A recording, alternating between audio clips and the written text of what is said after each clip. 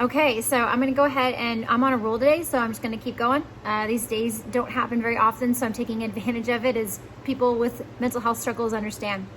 So really quick, want to touch base on something that I think I deal with and so many people deal with. Being an introvert and feeling isolated and alone. So introverts are people who get re-energized by being alone. I am very much one of those people. I am incredibly drained, like a vampire, draining blood out of me kind of a thing, when I'm around people. And it's unfortunate because the world is not really, doesn't operate that way. So I have struggled because part of me has extrovert qualities. None of us are 100% anything. And I'm about 30% extrovert. And I can spend a lot of time by myself, and I prefer to spend a lot of time by myself. So what began to happen, because 2020 is becoming the year of all the things coming to light for me, and I think for a lot of us, is that the introverted qualities in me are now suffering. And it has always been a thing before, but because the world was operating on a very normal basis before, everybody was just doing everything and anything, just normal life. Because the world has done such a hard shift into quarantine, at first I was like, yay, the pressure is gone. I don't have to go out and be around people anymore. This is a relief. And I will tell you, for a while it was. And then it wasn't. And what I started to realize, and I am very, very thankful because this has finally been able to be released and I've been able to finally work on this, and it's still really hard, I'm going to tell you straight up. But being an introvert and then being isolated is one of the hardest things to endure, because it's a slippery slope. When I began to realize that it was no longer benefiting me to be alone, and instead I found myself very, very alone because I didn't have those friendly, supportive connections with people. And when I was having a hard time, I didn't have anybody to talk to. That wasn't just one or two people that I always talked to all the time. And what helped is a very unfortunate circumstance of having a blow up with one of these people in my support group, in my support channels. They finally unloaded on me, and I appreciated that because I do want people to live authentically and honestly with me, and with heart and purpose behind it. And so when this person exploded at me, it very clearly told me that I rely too heavily on the few people that I am willing to let into my life, into the personal, struggling, hard side of my life. And so what I have had to do, and this is something that every introvert's going to have to work on and figure out for themselves, of course. So this is not advice. This is just me sharing this experience to help maybe you understand where your experience lies. So it's this realization that I had to make an effort, a much stronger effort and a much more continued effort.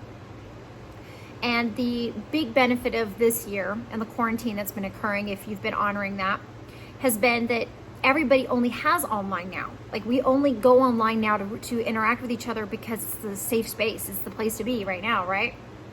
And so what I began to do was use that online interface to exchange with people that I already was communicating with and having back and forth conversations with, and just having friendly interactions with. And I began to find people in those sort of groupings that I could sense were more probably aligned with me and more synchronistic with me. And by making myself go online and interact with these same people day after day, or at least every other day if I can manage it, was an effort for me to navigate my own challenges, because I am very, very crab-like and very turtle-like. I go back into my shell very quickly and I get my defense mechanisms out. And so what I have worked on, because I think this is something that introverts might have to struggle with a bit more than others, is the inability to trust the world when we're feeling very, very vulnerable.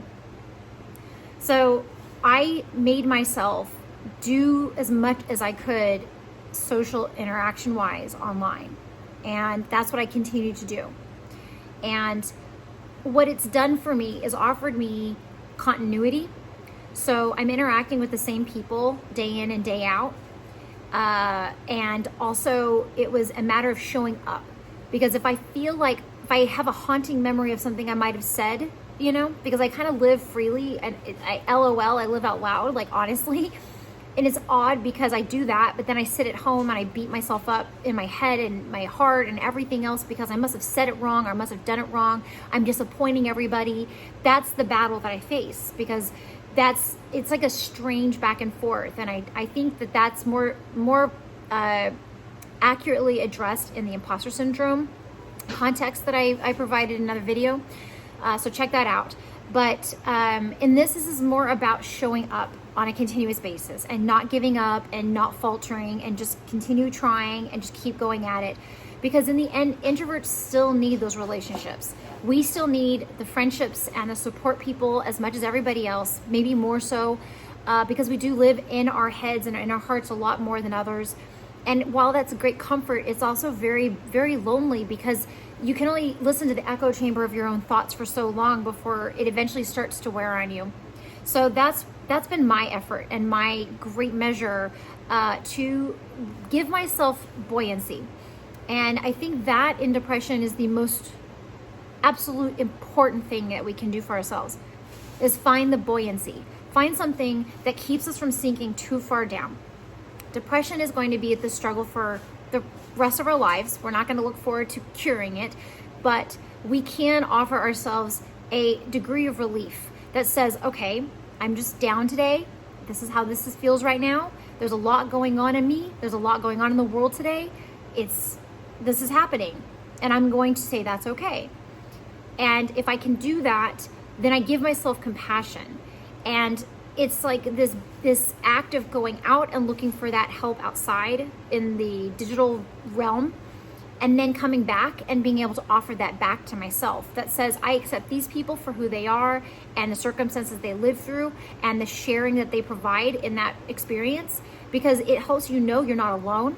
But also I can come back in that solitary experience and feel a sense of great comfort that is not me beating myself up, it's not me tearing myself down, because I see that reciprocating back and forth through another person, through a person out there, those people out there.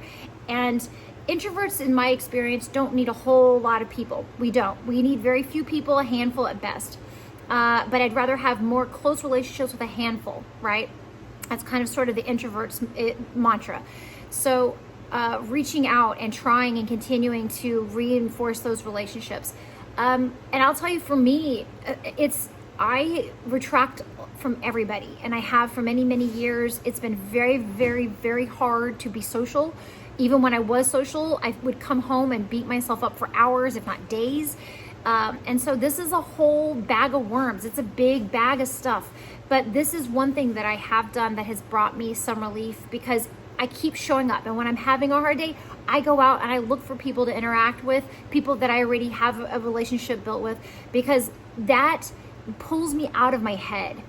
And I ask somebody else how they're doing. I want to know what their life is like, because it helps remind me we're all struggling in different ways. We all have these different things that are going on that we're really having a hard time with.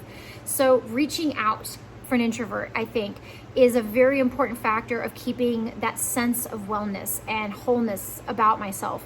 And I hope that if you're finding yourself alone, that this information will help guide you to help finding that support structure that you need as well. Because we don't need to act like somebody else to be okay, but we need to be more of who we are. Okay? Big heart, much love. Mwah. I hope this finds you well.